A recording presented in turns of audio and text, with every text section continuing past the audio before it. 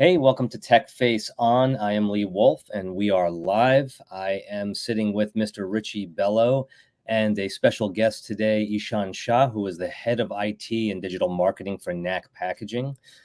Hope everyone had a awesome 4th of July. How you guys doing? Wonderful. Good. How are you, Ishan? Yeah, I'm doing great. How are you, Lee? Hey, Richie.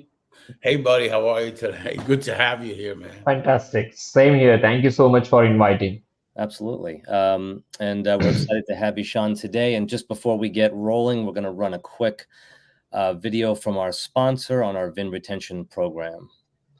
Sure. So we all know it's commonplace in the auto industry that customers will come and then they go. But why? Was it a better price? Did they go with a different make? Is it a sales training issue? Maybe it's a marketing problem. And if you knew why, could you take back a portion of that business? First things first, you need data. And Shop Smart Autos for Dealers has your solution, the VIN Retention Report. Our VIN Retention Report can give you the inside scoop on VINs you held onto and the VINs you lost. But that's not all. What if you could know where the customers and your VINs ended up? For example, if Mrs. Smith purchased a vehicle from you 2 years ago and traded that vehicle in a mile away for the same make but a newer model, why didn't she come back to you? Now with that data, you can reach out. You can target her with a service deal that brings her back into your dealership and gives her the stellar experience she's looking for, while potentially flipping her back to your sales floor for a deal she never knew she could get. That's just one way our VIN Retention Report can help. So take 15 minutes with us today, and we'll show you how the power of data can increase your ROI with the Shop Smart Autos for Dealers VIN Retention Report. Set up your appointment today.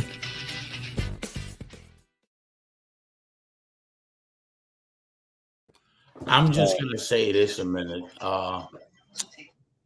Ishan, right? He has been a friend, right? He's been a business associate because once you pay people to become, but he's also become a great coach for Richie Bello in the technology world. And I've learned a great deal throughout the years with him. He has been a really good, what I would call an IT digital marketer consultant. He has helped Richie Bello and Richie Bello's brand a great deal. Apart from doing exchange with money, he has been there for Richie at good times, at a bad time, at a better time. He's always, well, Richie, you got to do this and that. And that's all I got to say about him. So this is a very important guest to Richie. We've shared a few things together, and we have grown into a great friendship.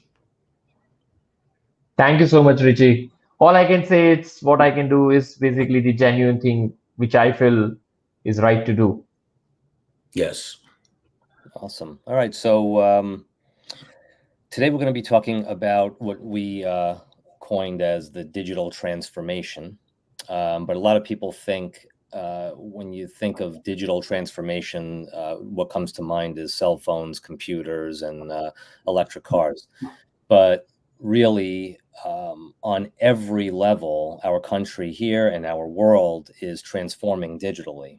And there are a lot of aspects of that people don't think about. They just think, if you slap a robot in a factory, everything's going to be okay. Or you dump some AI into a machine, it'll learn on its own. It's got a brain. We're living in Terminator, and these machines are going to take over our factories and learn on their own. Or there's a whole package that has to come together to make these systems work. And that's where Ishan comes into play. And I just actually wanted to start off by asking you a little bit about your history. Where did you come from and how did you end up here? Sure. So my overall background will be purely on the technology side, and mainly two things I really would love to do is basically the consulting on the technology side and the education also. So I'm also into the education side because of my grandfather is a great known personality into the education. So coming into the heredity and when you talk about consulting and education, I don't see a much difference. Maybe there is a thin line of it, and maybe the audiences are different. That's why the educate and the consult is word making a difference. So started my journey probably in 2010 as a simple ordinary developer, and right now consulting a good huge manufacturing industry specifically for the topic is all about, which is digital transformation. And yeah, so that is what I'm doing so far, and I would love to do. Awesome, awesome. So in terms that our audience will understand, when NAC Packaging, who are they and what do they accomplish at the moment? I mean, the group is really well established, and they do business in India, specifically from where it belongs to. But apart from that, they even do a business in 70 plus other countries and from the single location. The business has been established in 1982, so it's been somewhere around 30 years now, and there are some of the unique products they have introduced very first in India, and they are a leading player when it comes to the packaging industry. So, from the process point of view, from the director's vision is basically super fantastic. It's not like, the only a one person is running a company. It's a whole team of employees and everybody is contributing in the success of the company. And now to taking the company to a different scale, right? So even today's world, transforming company digitally is very much essential to do after you reach at certain level, and still you want to grow more every time. You cannot invest on machines and plants and all. So, because it come with a lot of overhead cost and everything. So even you can so digital transformation is something, with the same size, with the same machineries, with the same manpower. By just implementing certain things, you can even increase your capacity that eventually give you the more profitability with more effectiveness and more efficiency. So this is what NAC is doing right now, and at very much late stage, they have accomplished a lot of things. But yeah, there are a lot of things to achieve yet. Awesome, awesome. And so when it comes to what do you see in our future when it comes to I know you said earlier before the show that automation is kind of like a dated term, but I think the common person still walks around using it's automated, it's automatic, like their car, that kind of thing. But where do you see our future? Do you think in the next 10 years, 15 years, we're going to be walking into supermarkets and our packages are going to be packed by machines? Or are we going to have, machines working in our homes? Where do you see the curve? Because I'm sure you study that all the time.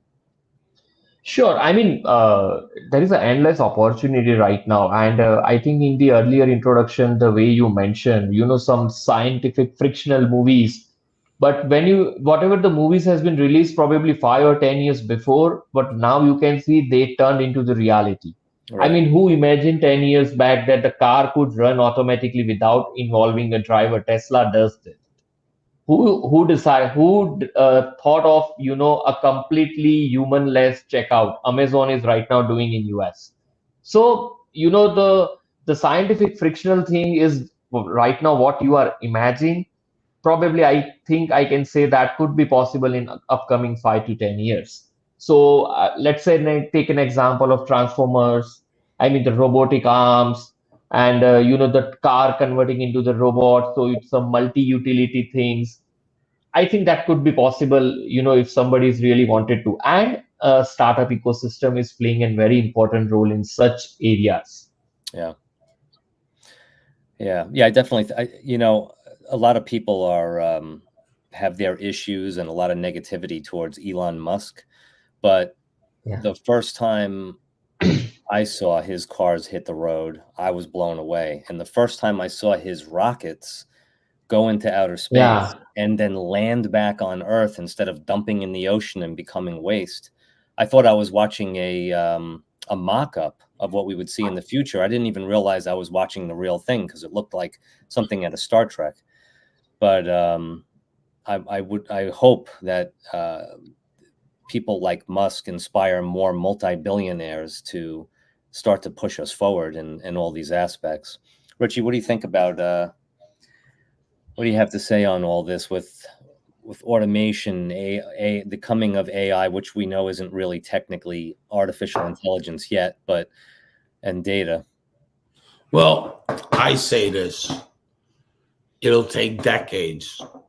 Okay, I disagree with the automation. If you don't have automation, there's no such thing as AI. Because you could have the AI. Now, how is that going to get delivered? Right. Okay, so without automation, there's no AI. I mean, we have our own data people, data science with the inventory feed and with all that. Without the scripts of automation and always upgrading them too. You know that you got to be always Correct. upgrading them. Everybody talks about AI because it's a marketing perspective. There's no machine learning. I don't know of anybody that can build AI with automation. You go to ChatGPT and you key something in and you send it, that's automation coming back to you. Right. That's automation. Right. The Right. AI is the content, but that's automation. If you don't Right. have automation, you're done. Google has automation all over their ads. Without automation, you don't have anything. Right. It'll take decades and decades to get rid of automation. Something else will come that I don't know the name. Ishan doesn't know the name, and nobody knows the name. But I know something. There's no such thing as machine learning without data and without automation. Those are two things you need. Right. Right. Yeah, I'm assuming until artificial intelligence becomes actually self-aware, which who knows if we'll ever whether we're going to see it in our time or not. Once quantum computing really kicks off, unless it's self-aware, it's relying on us solely to Well, implement how are all you the going to information. deliver? How are you going to deliver that AI without automation? Somebody show me that, Right. so I can really learn. Yeah. Well, that's my science fiction brain tells me that 75 years from now, artificial intelligence might become self-aware and it will build the automation. It will 3D print what it needs. It will, See, you know, yeah, I will give you the example. Just imagine yourself. I mean, nothing offense about the digital content writer, but just take an example. If you are a content writer having 10, 12, 15, 20 years of experience now, do you think that, I mean, ChatGPT can do the similar things? If I'm taking an example of Richie, just sign up in ChatGPT, and when you start writing your question and the way they respond, some replies you didn't like, so they will understand your taste. I mean, you like more Right, spicy food, so they will always give you the suggestion of a more spicy food only. But when I do the same thing, probably my suggestion would be a different. Take an right. example of Amazon. Right now, if any audience is seeing, right? If you open Amazon.com, everybody will get the different homepage. How? Nothing is private right now. Doesn't matter you signed up or not. Even your phone, even your data, nothing is private. Nothing is Everything is private no more. digital. The privacy went out the window. The other thing I gotta say is when I look at that, right? I don't look at the content. I could care less about that. What I'm looking is at the functionality, how that got delivered to me. Correct. right.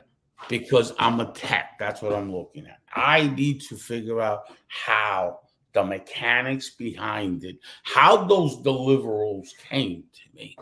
Okay. Right. And that's automation first. And then there's data. But ChatGPT has something else, behavior. They're watching Yes. your behavior like Experian. Okay. People It's that like a sentiment analysis. people I that mean, know me they understand your sentiment. people that know me know that I've never been into health. I got into the health situation maybe 2 years ago because I had to.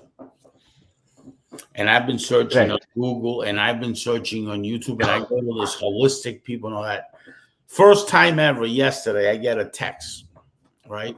It's a text, but it's through the device. They didn't take my number, the device code. They're sending you based on your online behavior and based on all this. Well, there's a company that has that, which is called Experian, right? That's how they do geofencing, right? So the device Uh, code, they send it to you and it's a text, but it's an opt-in situation, right? So if I would have said, yes, I want to receive more, then I'm officially up. And now they have my number. They don't have my number. They have the device code because I'm always searching online with my phone. I search for this, that. So they send me back. We have great coupons for vitamins, vitamin drips, which is the vein thing, and also vitamins, right? And your diabetes reverse. I don't have diabetes anymore, I reverse it, but I went to a lot of places online. So for the first time ever, I'm getting that, right? That has to do with this behavior targeting Correct. product that Experian has. So they sell the device code because you can't send out an SMS like that. You got to send the device code. So that's why it says for more information and to get this 25% off a coupon, click yes. Right. If not, click no. So that's Yeah. the behavior stuff that you're talking about. Experian has that behavior audience right now available for marketers. Okay, right now, this minute. Okay, so now that being said, that's what you're talking about. But it's more than that because if you don't have how to deliver that technology to you, what do? Right? So it's about the delivery for now. That could change. You're right. I don't know how yet. Maybe with the new Quantum computers or whatever, then that'll change. But as of right now, without automation, Right. you can build AI. Automation first, data second, and then Correct. hopefully you have the process where the data that's not building it, you have a process to dump that data for it to go away to allow new data to come in. Right. Because it's just like when you make mistakes, right? You have a failure ratio, right? You fail on something. If you don't learn, you have to dump that and learn the new process, right? Right. So it's the same way as your brain. Right. And what Ishan's doing, and I know more or less what he's doing because I know him. He don't have to tell me what he's doing. All he's got to tell me is, I'm here. Here's the video for the company. That's it. Oh, really?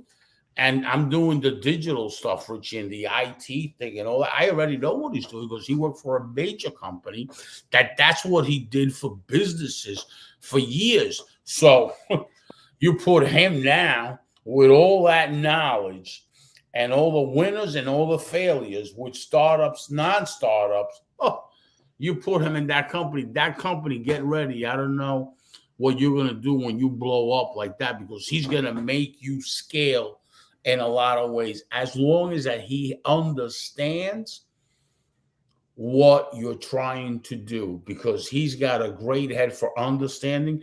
Forget it. The machine learning that he will build will be the best of the best. That much I'll tell you because I have a lot of experience with it. Yeah, I mean, see, the very first thing I always ask to for any new and for any new conversation I'm doing, specifically when it comes to digital transformation, is what's your objective? From that point only, I'll be able to know that how much serious is this organization? Are there any seriousness into it or not? Do they have a vision of for next 5 years or not? I mean, these are not the things overnight could be built. Right. As mentioned by Richie, first automation, capture the data, analysis of the data is essential. Then and then only, I mean, AI is just the buzzing word. What I can see is basically once you have a data, you can do n number of things. You Right. don't need to rely on anything. And many startups, many tech startups, their valuations right now are only being considered on the type and the quality of data you have. They don't see your physical assets. Their actual assets is the data. So Right. data is, I mean, everything. And this falls into, I mean, basically, at this point, is there an industry off the top of your head that you think could not be digitally transformed? See, in this case, the geography is also one of the important playing an important role. So if you talk about, let's say, US automobile sector is very well advanced. What I can see here in India, I'm not saying that in India we are not advanced, but if I'm comparing with a German company, now if you compare any US company with German-based company into the automobile sector, they are even more advanced. I mean, they are known for it. Wow. So depending on the geographic, I mean, if you're talking about the African region, they are still quite far from what we are doing right now. Right. So there are a lot of constraints, people, education, technology, budget, Do they financials. care, right? And do they care, Yeah, right? Because there's no yes, some of the because things some of the things we don't build here anymore. I don't think there's any real reason for it, but just not putting the technology and the power behind it. correct, correct. So that's the reason. I mean, if I'm talking about India, even in the packaging industry, there are plenty of industry right now. They are not thought of automations. They are still working happy with their traditional processes. So, I mean, precisely giving your answer, then, I mean, any industry, there are companies, they're still struggling with because of the lacking of having a digital transformation or, the not having a vision of being a digital transformed company. Right. And then there's that pushback, right? There's the fear of the loss of jobs. And Correct. yeah, and how do you tackle that thought process? I don't think so. The fear of loss of jobs is there because of the implementing the technology. See, let's say for an example, taking an example, if a packaging industry, as I mentioned, we don't have an assembly line. I mean, none of the packaging industry have a complete assembly line wherein just enter the raw material and get the final product done, right? You still need a manpower. Transformation is all about your machines, right? Mhm. So we need, because if your plant is working, if your machineries is working, if you have a predefined data with you, you can be able to determine a maintenance plan for your each and every machine. Everybody require maintenance, even us as well, being a human being. Right. You can plan, you can measure the efficiencies, you can measure the profitabilities. You give me an order, I started manufacturing. So pricing has been decided even before I start doing the manufacturing of your order. When I ended up with the manufacturing, I came to know that my order is in loss. Why you want to capture this data after the completion of the things, Right. right? So that's here in all this process. I don't think so that a manpower or a job should get affected. It's Right. just that we are capturing the data, which usually they do manually. Human errors are there. I mean, you write six, I captured seven. I mean, Right. a lot of use cases are there. So those are the things we need to digitize and make the operation efficient. Gotcha. So I got to say something about that. Yeah. Let me tell you this. We came to this country, I'm Cuban, right? So my mother she was always make dresses, and that's just, she worked in an industry with my oldest brother. At the time, I was 3 years old, which was the embroidery business. That was all machine, Mm. right? But at a very young age, I learned that that was a machine, right? But that machine, the feed of it is thread, right?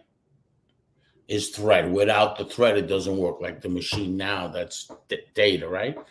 But people Correct. have to run that machine.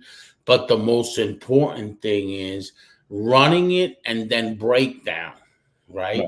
So the problem is what people are scared about, like what Lee is saying about fearing the job. Sure, you will lose the job if you don't have that skill base, because now you need a whole different skill base. Now it's not a manual thing. It's not, what happened last night, talking and having coffee with your person. Now you really need IT people. You need tech. That's why it's a trillion. By the way, it's $1 trillion industry. By the way. Correct. Right. By the way, it hit $1 trillion. Why did it hit $1 trillion? Because all these machines and all these technologies you got to learn. Me, Richie Bello, I'm a car guy. But I made sure that over a decade ago, I started learning. Right. And I'm always learning. Why? Because if not, I would not exist, period. Okay? And now the opportunities in the IT world for me has unlimited.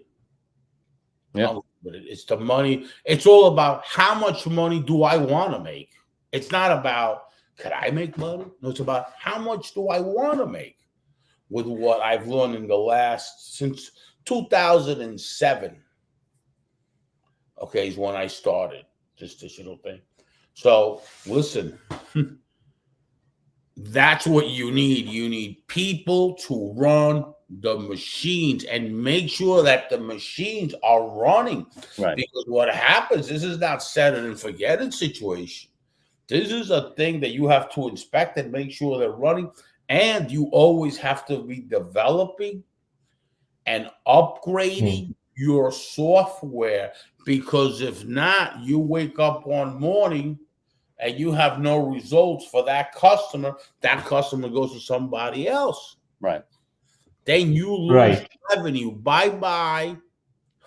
This is not something like you can, do it and forget about it. Like, traditionally marketing was radio, television, and newspaper. That never changed for hundreds of years. Right. Not this.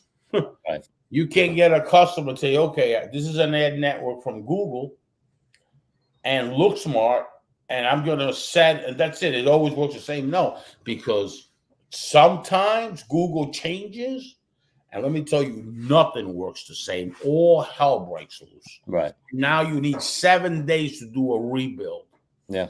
And you can't go like that. You have to rebuild daily and make sure that all the points are coming in, all the data's coming in, your conversion is that. Because when you see a change, and that's where you're going to need people. Different type of people you're going to need. You're not have to evolve. Or we have to need the people that your company had once. Now you need different type of people. Right. And without you scaling, you'll be out of business. Yeah. You will go out of business. Yeah. Period. I know so many companies that are completely out of business because they didn't grow with digital. Right. Yeah. Well, like you said, you were a car guy. And now you're an unbelievable tech head. I've seen you solve problems that would melt my brain.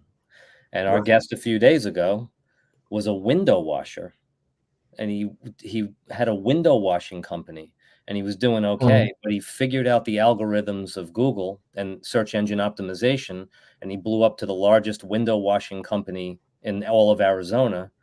And then he became a successful SEO company. So it's like, so we really have to evolve, or then maybe we won't have a job eventually. But that's the problem, that people don't want to put the time in education. Right. Ishan knows me. He knows one thing about me. I'm an educator. Right. When you're an educator, you better educate yourself. And I'm not the type of person that says, oh, this, and I don't do it. You know me, Lee. I'm not big on that shit. I'm not big on the show. Whatever I say is only because I can do it. Right. If I can't roll up my sleeves and put my fingers to work, I'm not a show. Right. That's what I do. And the thing is, you can't, in this world that you're in, let me tell you something. Google 2021, no, 2019, 22, 23, and now 24, changing their email, digital marketing, email marketing. Let me tell you something. Guys, you're going to be out of business in January. You will go out of business. Nobody, you think you're sending out an email and you think people are seeing it. Nobody's seeing it. And when they really hammered this down, why are they doing that? To increase their ads better, because they took a big hit while COVID, guys. Everybody was having a field day, email marketing. I have partners that were spending money with me. Oh, no, the email marketing is working good. Good. Now it's not going to. Come January, what you're going to experience with, what do you mean? I sent out 1 million emails and I got nothing in return because they are blocking it. If you don't have them opt in double with newsletter and use your head to be creative. We have our own platform already with AI. It's already been tested. 90% opt in. Okay. Let me tell you, if you guys don't pay attention to that, you're gonna go out of business. Correct. Either you pay or the email marketing doesn't work, and then just pay Google for ads. You're better off paying Google for ads because you're not going to get an outreach. It's not going to happen because Google controls it, and Bing jumped all over it because Bing wasn't on it. Now Bing's on it. So now the Office 365 emails are not going to work either, because it's about, when you have any service that sends out an email, is what emails the outgoing. What is the customer going to see? That's the email we're blocking. The services are not blocking you. It's that email. It's that URL. If it's not opt in. So pay attention. With Ishan, pay attention to this guy and watch what he does with that company and scales it, because these two eyes have seen him scale his previous company. That's how good he is. He's an expert in the field of data, automation, and machine learning. He's an expert. I give him tremendous credit because I've been engaging with him for a long time, and I know he's an expert. Thank you. So, I mean, see, for any right now, I'm working with the manufacturing industry or a packaging industry. Just take an example. I mean, this is what my director basically is. I mean, this is completely his words. When you order something from, let's say, for an example, from Subway, from McDonald's, or maybe some food chain, the moment your order is not coming, you are continuously on your phone and tracking the order. What will be the price of the order? Probably a couple of few dollars, or maybe in my country, couple of few rupees. You are spending almost 0.1% of your day just to see where is my order. Now it's a multi-million-dollar business. Why not your customer would be able to see a complete transparency of what is going on? He pay you for the job. It is his complete rights to know, and that is makes only possible when you have the digital transformation, or I can say a technology implemented in your company. Wow. Yep. Yeah. That's unbelievable. He's the animal here. So, Ishan, you're really good at what you do with this whole thing with the machine learning and OEMs, all the OEMs, not only in the car business, OEM, whatever. I have a partner that has a OEM of steel out in Asia. It's either the Philippines or Singapore or some area like that. Let me tell you, he does automation. He's automated his stuff, and he's a really good brain with that. Let me tell you, every factory should do that, and there's very few of them that are doing it now. There's not a lot. So I am blessed that I know you, number one. I am grateful that you've been in my life now 3 or 4 years, all right, and that I've learned such a great deal from this. And thank you for being there. And that being said, I'm going to have Lee has any other questions to the wrap. Yeah, no, I'm just thankful to have you today. There was a lot of really interesting information and thought processes, and I always love bouncing back and forth on AI and how in the future robots will be cleaning my home. I hope. I mean, this technology is already exists. You can have a robot can clean your home. It maps your home and they will know that here is a wall. They don't need to go here. I mean, in our childhood, we just blind spot people and we just say danger, so don't go ahead of it. Right. I mean, it's a real life. What we are doing in traditional method is just evolved, and right now, what we see with the name of this technology. Yeah. Well, I want to thank you again for being with us today. And Thank you so much for inviting me. yeah, and Richie, thanks again as always for having me with you. Thank you, Shah. When you come to the U.S., I know you're coming to the area of the West. No, not the West. You're coming to Chicago or something.